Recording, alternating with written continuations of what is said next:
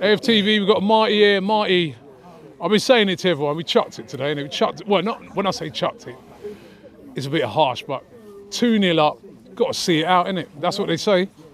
It's one of those games when you like to think, that's what maybe Jorginho's on the bench for, is you go 2-0 up and you shut the game down and you finish it off. And then, you know, Trossard goes and picks a booking up, silly free kick, ball goes in, some shambolic defending. But I think also in games like this, you realise how important, and when people say that William Saliba is the best defender in Europe, it's games like this that you realise how important he is and how well he plays with the partnership with Gabriel. And listen, I'm not saying that Timber didn't do well, because in the first half, Ollie Watkins, you know, I don't know what it is with Ollie Watkins at Arsenal, but for this season he's been very, very inconsistent with Villa. I mean, after that last game with us, he hasn't played too much, he hasn't had much game time, he's come on as a sub, he's been hooked a lot, and then, you know, he seemed to sort of run quite riot in the first half, but Gabriel and Timber had him under control, and it worked. And obviously we go 2-0 up. I'm so pleased that Kai Havertz, you know, scored a goal for him. You could see it, you know, improved his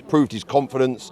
You know, and you think at 2-0, you think, right, here we go. But the problem is we started trying to apply a bit of pressure, and at 2-0 we go for 3-0, and for some reason it becomes a bit sloppy.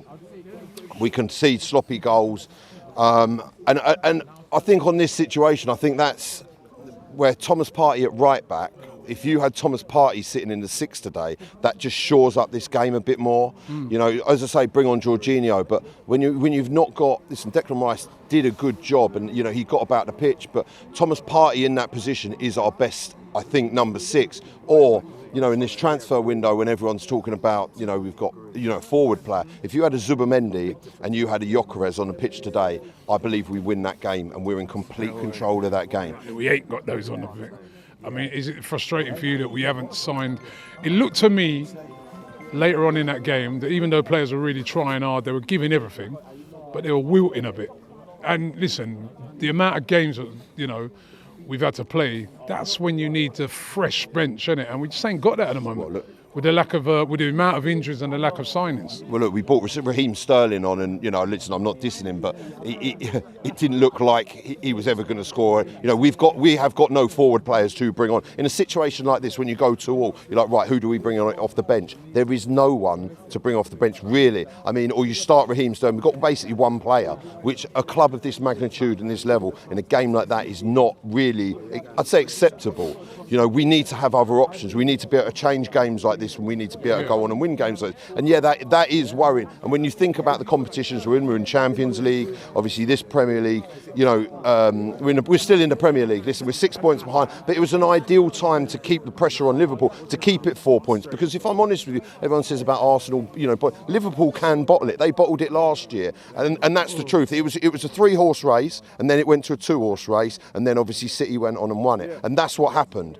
You know, these things, and they were sort of at a point clear favourites, as it were, to win it. Everyone thought they were going to go on and win it. So look, that it can still change around, and we can still win it. We're just making it very hard for ourselves. And why? You know, will it be a great transfer deadline day if they go and bring in a player? You know, it will be. We have done that before. I don't see why it might need to go to the wire to do that. Should we just get our business done? And it's now. Now. Just get the business done early, because if you're going to go and buy him, and you're going to go into the Portuguese main league, or you're going to go into Sporting Lisbon and slap that check down on the counter and say, we're taking this guy with us, you know, agree to personal terms or whatever, we're taking this guy with us, then that for me is what you need. That's how you need to be conducting your business. You need to be going on. I think, you know, and I'm not going back to the Zubimendi, I think that, you know, a great bit of business we could do with that potentially is, obviously we've had Marino off of them.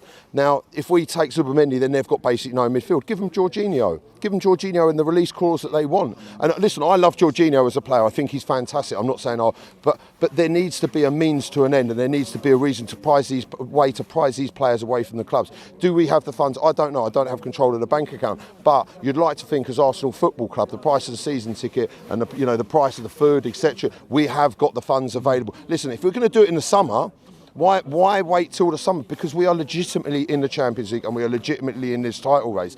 You know, it's glaring obviously every fan, apart from unfortunately this VAR decision today, which completely, you know, that goes in and that's allowed that goal. We're talking about a different game now, and we're like, oh, you know, it would have been a great game of football that we won 3-2. And personally, from what I saw in the stadium, that is a ball to hand situation, not a hand to ball situation. And that's how I've always understood. I know I've heard that the rules change and all this. Why is it always with us they seem to change the rules and we always end up in these situations? And it was just, that was hugely disappointing that yet, surprise, surprise, VAR intervened. And, you know, it changed the result of the game. And that was really frustrating because I'll be honest, I came out of this stadium tonight feeling disappointed. It kind of felt like a bit of a loss when it went from the adulation of the goal going in and we're like, right, we've won this game. Quite clearly, we hadn't, and that's again because of a VAR intervention. And these things do, and I'm not like blaming the ref, and we have got a lot of players out today. I think this really reinforces. You know, I've heard Ben White's back in training. I cannot wait to get that guy back on the pitch. I really can't. You know, we're missing a lot. We need to get personnel in. This season is getting. We're getting very close to the business end of the season. You know, very soon. And you know, okay, look. The season's not over. I completely believe, and I do have faith in Arsenal that they are going to go and get these players. I just think it's going to be one of these deadline day transfer situations, and we're going to get who we need.